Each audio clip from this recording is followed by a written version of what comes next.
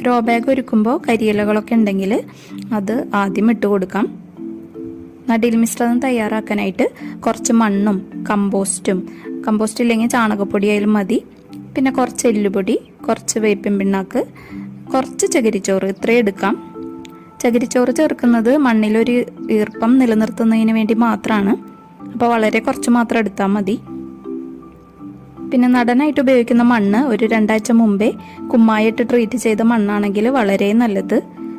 ഇനിയിപ്പോൾ കുമ്മായിട്ട് ട്രീറ്റ് ചെയ്യാനൊന്നും സമയം കിട്ടിയില്ലെങ്കിൽ നമ്മുടെ കയ്യിലുള്ള സാധാരണ മണ്ണ് ഉപയോഗിച്ചാലും മതി.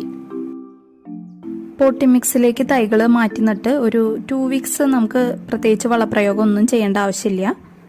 ഒരു 2 ആഴ്ച കഴിയുമ്പോൾ അടുത്ത വളപ്രയോഗം നമ്മൾ ചെയ്യണം. ബീൻസ് അന്തരീക്ഷത്തിൽ നിന്നും നൈട്രജൻ വലിച്ചെടുക്കുന്ന പ്ലാന്റാന്ന് പറഞ്ഞല്ലോ.